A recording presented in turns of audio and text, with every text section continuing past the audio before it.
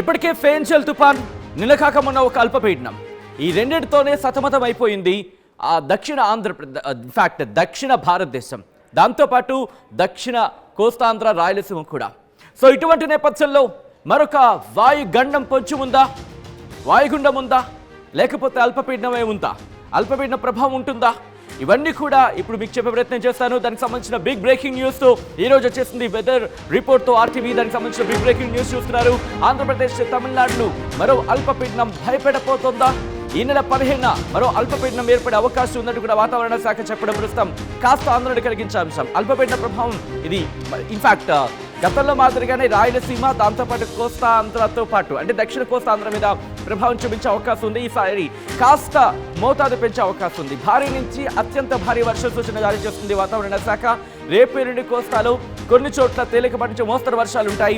అయితే దీని ప్రభావం ఏ స్థాయిలో ఉండబోతోంది, ఎక్కడెక్కడ ఉండబోతోంది, ఎప్పుడెప్పుడు ఉండబోతోంది, ఎలా ఉండబోతోంది, ఏ మోతాదులో ఉండబోతోంది, ఏ ప్రాంతాల మీద ఎక్కువగా ప్రభావం చూపించే అవకాశం ఉంది, అలాగే ప్రస్తుతం ఎటువంటి సినారియో ఉంది, దాంతోపాటు ఇక్కడ మీకు ఇంకొక అంశం కూడా ఉంది. దాన్ని కూడా ఇన్ఫాక్ట్ ఇప్పుడే చెప్పే ప్రయత్నం చేస్తాను.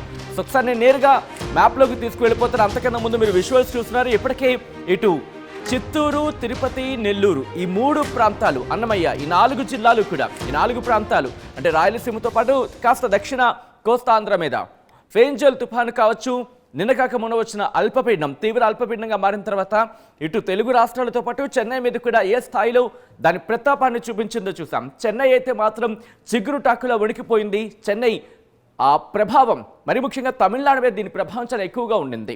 దక్షిణ భారతదేశానికి బ్యాక్ టు బ్యాక్ అల్పపీడనాలు, వాయుగుండాలు ఇబ్బంది పెడుతున్న సినారియో మనం చూస్తున్నాం.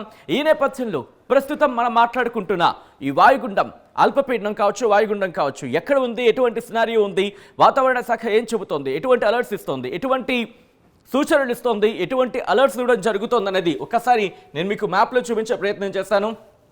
Here it is on the screens of RTV. మీరు చూడొచ్చు, ఒకసారి మ్యాప్లో మీరు చూస్తున్నారు. ప్రస్తుతం ఇది భారతదేశానికి సంబంధించి ఒకసారి మ్యాప్ని మీరు చూస్తున్నారు. బే ఆఫ్ బెంగాల్ అంటే బంగాళాఖాతానికి సంబంధించి ప్రస్తుతం సినారియో మీరు చూస్తున్నారు. బంగాళాఖాతం అలాగే అరేబియా సముద్రం ఈ రెండింటి దగ్గర కూడా ఒక్కసారి మీరు సినారియో చూస్తే బంగాళాఖాతంలో ఇటు అండమాన్ నికోబార్ దీవులకి అలాగే గల్ఫ్ ఆఫ్ థాయిలాండ్కి ఈ ప్రాంతాల్లో కాస్త నేను క్లోజ్కి చూపించే ప్రయత్నం చేస్తున్నాను. ఇప్పుడు ఇదిగో మీరు చూడొచ్చు, అండమాన్ నికోబార్ దీవులకి అలాగే గల్ఫ్ ఆఫ్ థాయిలాండ్కి మధ్య ఒక ఆవర్తన ప్రభావం మనకు కనిపిస్తోంది. ఇది ఈరోజు మనకి ప్రస్తుతం చూసినప్పుడు అల్పపీడనంగా మనకు కనిపిస్తోంది. కానీ ఇది ఇంకొక 2 రోజుల్లో దీని ప్రభావం కనిపించే పరిస్థితి కనిపిస్తోంది. వచ్చే 24 గంటల్లో అంటే 15వ తారీఖున ఇది వాయుగుండంగా మారే అవకాశం ఉంది. అండమాన్ నికోబార్ దీవుల మీద ఇప్పటికీ దీని ప్రభావాన్ని చూపిస్తోంది. దీంతో పాటు ఇటు అరేబియా సముద్రంలో కూడా ఇక్కడ ఒకసారి చూసే ప్రయత్నం చేస్తే అరేబియా సముద్రంలో కూడా ఇంకొక అల్పపీడన ప్రభావం మనకి కనిపిస్తోంది. అయితే దీనికి సంబంధించి ఇంకా డైరెక్షన్ క్లియర్ కావాల్సి ఉంది. ఇది ప్రభావం మనకి ఏమైనా ఉంటుందా, ఉండదా, లేకపోతే ఇది పూర్తిగా నార్మలైజ్ అయిపోతుందా అనేది ఇంకా తెలియాల్సి ఉంది. కానీ ప్రభావం మీరు చూడొచ్చు, ఇటు శ్రీలంక మీద కాస్త ఇంపాక్ట్ అయితే మాత్రం కొనసాగుతోంది. అయితే దీన్ని ఒకసారి మర్చిపోదాం, మనం మర్చిపోదాం, ఇది మనకు సంబంధం లేదు అనుకుందాం కాసేపటి వరకు. కానీ ఇక్కడ మీరు చూస్తే అండమాన్ నికోబార్ దీవుల నుంచి మొదలుపెట్టి గల్ఫ్ ఆఫ్ థాయిలాండ్ అంటే ఈ బ్యాంకాక్ కావచ్చు, మీరు చూడొచ్చు ఇక్కడ ఇలా సింగపూర్ నుంచి థాయిలాండ్ వరకు ఈ మధ్యలో వీటికి మధ్యలో అంటే గల్ఫ్ ఆఫ్ థాయిలాండ్ అంటారు. ఇక్కడ నుంచి ఆ ప్రభావం మనకి కనిపిస్తోంది. అండమాన్ నికోబార్ దీవుల మీదుగా ఒక అల్పపీడన ప్రభావం అయితే మాత్రం అనుకుంది. ఇది 15వ తారీఖున అంటే రేపటికి వాయుగుండంగా మారే అవకాశం ఉంది. ఆ తర్వాత 2 రోజులకి. సో ఒక్కసారి మీరు చూస్తున్నారు సినారియో. నేను శాటిలైట్ మ్యాప్స్ చూపించే ప్రయత్నం చేస్తాను. శాటిలైట్ మ్యాప్స్కి వెళ్ళిపోదాం సో దట్ ఇంకా మనకి కాస్త క్లియర్గా ఉంటుంది శాటిలైట్ మ్యాప్స్లో ప్రస్తుతం దీని సినారియో ఎలా ఉంది అనేది. మీరు చూస్తే కనుక ఓకే కాస్త క్లోజ్గా వెళ్ళే ప్రయత్నం చేస్తాను. ఓకే మీరు చూస్తున్నారు, ఇదిగోండి దాని ప్రభావం ఇక్కడ మనకి క్లియర్ కట్గా అర్థమవుతుంది. శాటిలైట్ మ్యాప్స్ ఇది భారత వాతావరణ శాఖ అఫీషియల్ మ్యాప్. భారత వాతావరణ శాఖ ఇస్తున్న official in fact IMD Indian metrological department official map ఇది. మీరు డైరెక్షన్స్ చూపించే ప్రయత్నం చేస్తాను. ప్రస్తుతం ఎక్కడ ఉంది, ఎలా కదిలే అవకాశం ఉంది, ఇవన్నీ కూడా మాట్లాడుకుందాం. మీరు చూస్తే కనుక ఇది బంగాళాఖాతం,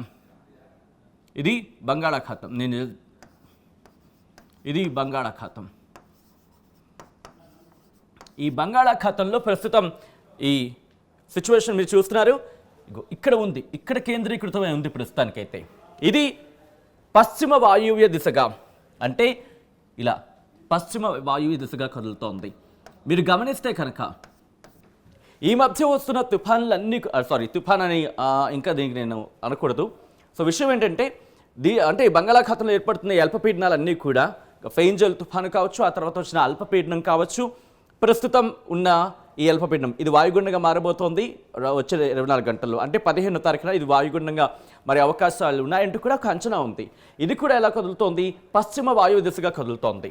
సో అంటే మనం ఎక్స్పెక్ట్ చేసి ఈ డైరెక్షన్ కాస్త దీని ఇంపాక్ట్ ఇలా ఉండే అవకాశం. ఇది జస్ట్ ప్రాబబిలిటీ నేను చెప్పే ప్రయత్నం చేస్తున్నాను. ఎగ్జాక్ట్గా ఇదే కాదు, ప్రాబబిలిటీ చెప్పే ప్రయత్నం చేస్తున్నాను. సో ఇటువంటి సినారియోలో దక్షిణ కోస్తాంధ్ర రాయలసీమతో పాటు తమిళనాడుకి సంబంధించి కొన్ని ప్రాంతాల్లో దీని ఇంపాక్ట్ ఉందంటూ కూడా వాతావరణ శాఖ చెబుతోంది. ఇది కనుక ఇంకా బలపడితే ఇది వాయుగుండంతో పాటు అంటే వాయుగుండం అల్పపీడనం బలపడితే వాయుగుండం అవుతుంది. ఆ వాయుగుండం ఇంకా బలపడితే కనుక తుఫానుగా మారే అవకాశం ఉంది. సో ఇటువంటి సినారియోలో 15వ తారీఖున అంటే రేపు ఇది బలపడిన అంటే వాయుగుండంగా మారుతుంది. ఆ తర్వాత 2 రోజులు అంటే 16, 17 కాదు 18వ తారీఖున మనకి తీరానికి తాకే అవకాశం ఉంది. అంటే దాదాపుగా 17 నుంచి కాస్త వర్షాల ప్రభావం మనకు ఉంటుంది. 17 నుంచి తేలికపాటి నుంచి మోస్తరు వర్షాలు, లేకపోతే ఆ తర్వాత కాస్త భారీ వర్షాలు ఉండే అవకాశం ఉండే పరిస్థితి. సో ఈ నేపథ్యంలో భారత వాతావరణ శాఖ ఏం చెబుతోంది, రిపోర్ట్లో ఏం చెబుతోంది అనేది ఒకసారి చూసే ప్రయత్నం చేద్దాం. ఆ తర్వాత ఇన్ డీటెయిల్గా మనం మాట్లాడుకుందాం. ఇదిగోండి, ఇది భారత వాతావరణ శాఖ ఇస్తున్న రిపోర్ట్. ఇక్కడ మీరు గమనిస్తే కనుక low pressure area is likely to form over southeast Bay of Bengal around 15th December, which is likely to become more marked and move west northwestwards. అంటే పశ్చిమ వాయువ్య దిశగా కదులుతూ తమిళనాడు కోస్టల్ తమిళనాడు తీర ప్రాంతాన్ని 2 రోజుల్లో తాకబోతోంది అనేది మనకు అర్థమవుతుంది, కదలబోతుంది అంటూ కూడా. సో ఆ తర్వాత మీరు చూస్తే కనుక లో pressure area persist over Lakshadweep adjoining Maldives area. మనం ఇందాక మాట్లాడుకున్నాం అరేబియా సముద్రానికి సంబంధించి. అక్కడ ఒక లో ప్రెషర్ అల్పపీడనం ఉంది అనేది మనకు అర్థమవుతుంది. దీని ప్రభావం ఎలా ఉండబోతుంది అనేది ఒకసారి మనం చూసే ప్రయత్నం చేద్దాం. ఇక్కడ మీరు చూస్తే కనుక నేరుగా మనం నెక్స్ట్ 7 డేస్కి సంబంధించి ఇస్తున్న రిపోర్ట్లో మీరు చూడొచ్చు కోస్టల్ ఆంధ్రప్రదేశ్, కోస్తా ఆంధ్ర, రాయలసీమ, అలాగే కర్ణాటకకు సంబంధించి కర్ణాటకలో కొన్ని ప్రాంతాలకు heavy rainfall at isolated places very likely on 17th and 18th December అంటూ చెప్తున్నారు. ఇక్కడ మీకు ఒకసారి డేట్ని నేను చూపిస్తున్నాను. ఇదిగోండి, ఇది నేను చెప్తున్న మాట కాదు, భారత వాతావరణ శాఖ ఇస్తున్న రిపోర్ట్ని నేను మీ ముందు ఇచ్చే ప్రయత్నం చేస్తున్నాను. కోస్తా ఆంధ్రతో పాటు రాయలసీమతో పాటు సౌత్ ఇంటీరియర్ కర్ణాటకకు సంబంధించి ఆయా ప్రాంతాల్లో కొన్ని ప్రాంతాలు హెవీ రెయిన్ఫాల్ భారీ వర్ష సూచన జారీ చేయడం జరుగుతోంది. ఐసోలేటెడ్ ప్లేసెస్ అంటే కొన్ని ప్రాంతాల్లో భారీ వర్షాలు పడతాయంటూ కూడా భారత వాతావరణ శాఖ చెబుతోంది. ఎప్పుడు 17, 18వ తారీఖుల్లో. అలాగే లక్షద్వీప్కి సంబంధించి మిగిలిన ప్రాంతాలకు సంబంధించి చెబుతోంది. అయినప్పటికీ అది మనకి అండమాన్ నికోబార్ దీవులకు సంబంధించి కూడా చెబుతోంది. దాని గురించి మాట్లాడుకునే ప్రయత్నం చేద్దాం. Light to moderate rainfall at isolated places combined with isolated thunderstorm likely కొన్ని ప్రాంతాల్లో ఇటు తమిళనాడు, పుదుచ్చేరికి సంబంధించి మాట్లాడుతూనే డ్యూరింగ్ 14th and 15th అని చెబుతూనే కోస్తా ఆంధ్రతో పాటు యానాంకి సంబంధించి 17, 18వ తారీఖుల్లో భారీ వర్షాలు ఉంటాయంటూ కూడా భారత వాతావరణ శాఖ ఇక్కడ మెన్షన్ చేయడం జరుగుతోంది. ఒక్కసారి మళ్ళీ నేను స్క్రోల్ డౌన్ చేసే ముందు నేను చూపించే ప్రయత్నం చేస్తాను. ఇది ఇక్కడ మన కోస్తా ఆంధ్రాకి యానాంకి సంబంధించి ఇక్కడ చెబుతోంది. కోస్తా ఆంధ్ర యానాంకి 17, 18వ తారీఖుల్లో భారీ వర్ష సూచన కొన్ని ప్రాంతాల్లో ఉండకుండా చెబుతూనే దాంతోపాటు కొన్ని ప్రాంతాలకు సంబంధించి తేలికపాటి నుంచి మోస్తరు వర్షాలు. ఇదిగోండి హెవీ రెయిన్ఫాల్ అని చెబుతూనే అక్కడ అండమాన్ నికోబార్కి సంబంధించి లైట్ టు మోడరేట్ అంటే తేలికపాటి నుంచి మోస్తరు వర్షాలని ఇక్కడ కోస్తా ఆంధ్రప్రదేశ్కి యానాంకి 17, 18వ తారీఖులు అంటూ కూడా భారత వాతావరణ శాఖ చెప్పడం జరుగుతుంది. ఈ నేపథ్యంలో అలర్ట్స్ కూడా ఇచ్చింది. ఏ ప్రాంతాలకు ఏ స్థాయిలో అలర్ట్స్ ఇచ్చింది అనేది చూసే ప్రయత్నం చేద్దాం. హీరోటిక్స్ మీరు చూస్తే కనుక ఇది 14వ తారీఖున మీరు చూస్తే ఇటు తమిళనాడుకి మాత్రం ఎల్లో అలర్ట్ ఇచ్చింది. అలాగే కేరళకు కూడా ఎల్లో అలర్ట్ ఇచ్చిన సందర్భాన్ని మనం చూడొచ్చు. దాంతోపాటు 15వ తారీఖు రేపటికి నార్మల్గా ఉంది. అంటే ఈ అల్పపీడన ప్రభావం వెళ్ళిపోతుంది. పూర్తిగా అల్పపీడన ప్రభావం మనకైతే ఉండదు. ఏది నిన్న మొన్నటి వరకు కంటిన్యూ అయిన అల్పపీడన ప్రభావానికి సంబంధించి. అయితే 16వ తారీఖు నుంచి కాస్త క్లైమేట్ మారుతుంది. 16వ తారీఖున తమిళనాడుని మాత్రం తాకే అవకాశం కనిపిస్తోంది. ఈ అల్పపీడనం వాయుగుండంగా మారబోతుంది, బలపడే వాయుగుండంగా మారే అవకాశం ఉంది. రేపు ఎల్లుండి తమిళనాడుని తాకే అవకాశం ఉంది. ఆ ప్రభావం మనకి మ్యాప్లో చూపించడం జరుగుతుంది. సో దట్ 16వ తారీఖున ఎల్లో అలర్ట్ జారీ చేసింది వాతావరణ శాఖ.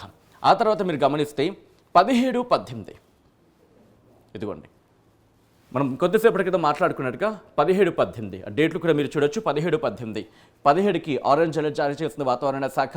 17, 18 తారీఖులకి ఇటు దక్షిణ ఆంధ్రతో పాటు కోస్తాంధ్ర, రాయలసీమకు సంబంధించి అలాగే కర్ణాటక కొన్ని ప్రాంతాల్లో, ఇక్కడ తమిళనాడుకి ఆరెంజ్ అలర్ట్ జారీ చేస్తే ఆంధ్రప్రదేశ్కి అలాగే కర్ణాటకకు సంబంధించి కొన్ని ప్రాంతాల్లోకి ఎల్లో అలర్ట్ జారీ చేసింది వాతావరణ శాఖ. రిమెంబర్, ఎల్లో అలర్ట్ కావచ్చు, ఆరెంజ్ అలర్ట్ కావచ్చు, ఈ ప్రభావం అంటే అల్పపీడనాలు కావచ్చు, వాయుగుండాలు కావచ్చు, అవి బలపడిన తర్వాత ఒక సిచ్యువేషన్కి వచ్చిన తర్వాత దగ్గర పడే కొద్దీ అప్పుడు అలర్ట్స్ మారే అవకాశం ఉంటుంది. అంతవరకు ఎందుకంటే భయపడే అవకాశం ఉంటుంది కాబట్టి ప్రజల్ని భయపడందుకు గురి చేయకూడదు కాబట్టి అటువంటి సినారియోలో ముందు అలర్ట్స్ నార్మల్గా ఇచ్చే పరిస్థితి ఉంటుంది. ఒకవేళ అవి ఇంకా బలపడితే అప్పుడు అలర్ట్స్కి అప్పుడప్పుడు మారిపోతున్న సందర్భాలు మనం గతంలో చాలాసార్లు చూసాం. ఒక విధంగా చెప్పాలంటే మనం రెగ్యులర్గా చూస్తూనే ఉన్నాం. సో ఇటువంటి సినారియోలు 17, 18 తారీఖులకి మనం చూసాం. ఆ తర్వాత 19వ తారీఖున కాస్త నార్మలైజ్ అయ్యే పరిస్థితి కనిపిస్తోంది. తమిళనాడు మీద, కేరళ మీద ఇంపాక్ట్ ఉంటుంది. అయితే ఎల్లో అలర్ట్ జారీ చేస్తుంది. 20వ తారీఖున మళ్ళీ నార్మల్గానే ఉండబోతున్నట్టు కూడా భారత వాతావరణ శాఖ ఇచ్చిన ఆ రిపోర్ట్ని మనం గమనించవచ్చు. ఆ డీటెయిల్స్ అన్నీ కూడా ఇక్కడ ఇస్తున్న పరిస్థితి. సో ఇక్కడ నుంచి నేను విండికి వెళ్ళే ప్రయత్నం చేస్తున్నాను. ప్రజెంట్ ఎక్కడ ఉంది, ఎలా ఉంది, ఏ స్థాయిలో ఉంది, ఎక్కడెక్కడ ఉంది అనేది ఒకసారి విండిని చూసే ప్రయత్నం చేద్దాం. ఇదిగోండి, ప్రస్తుతం మీరు చూస్తే కనుక దీని డైరెక్షన్ మీరు చూడొచ్చు.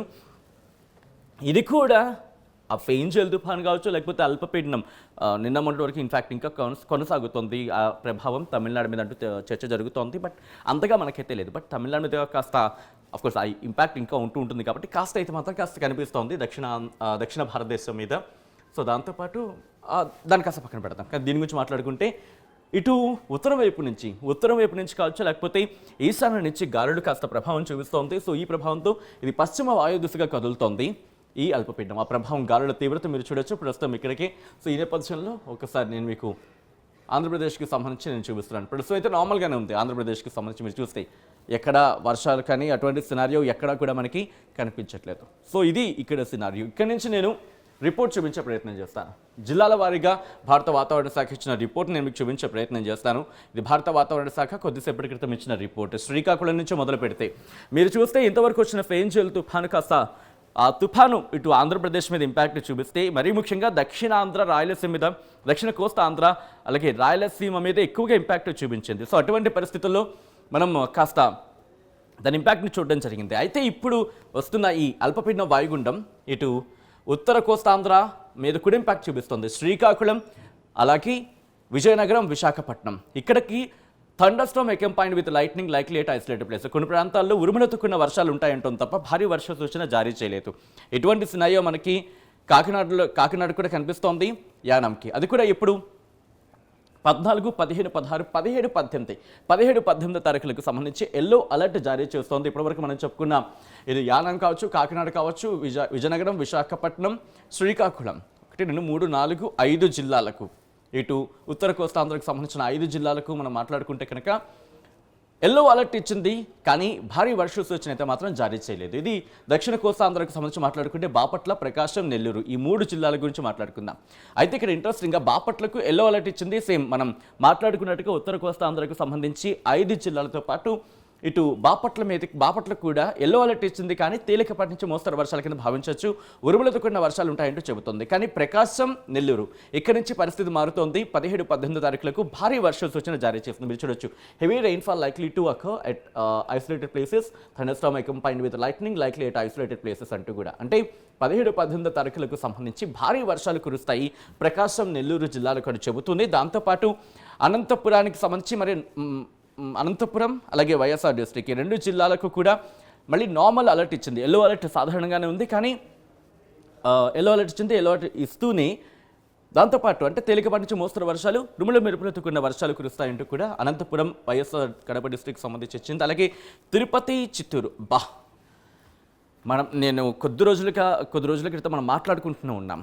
ఇటు ఫెయింజల్ తుఫాను కావచ్చు, దాని తర్వాత వచ్చిన అల్పపీడనం కావచ్చు, ఇప్పుడు వస్తున్న ఈ అల్పపీడనంగా మారబోతున్న వాయుగుండం కావచ్చు, ఇవన్నీ కూడా తిరుపతి, చిత్తూరు, నెల్లూరు మీద. ఇక్కడ నెల్లూరు మనం మాట్లాడుకున్నట్టుగా నెల్లూరు అన్నమయ్య ఈసారి తప్పించుకుంది. ఈసారి రిపోర్ట్లో మీరు చూస్తే కనుక, ఎందుకంటే 2 ప్రభావాలు కూడా కాస్త ఈసారి సేవ్ అయిందని చెప్పుకోవాలి. బహుశా తప్పించుకున్న పదం కాస్త ఇబ్బందికరంగా అనిపించవచ్చు.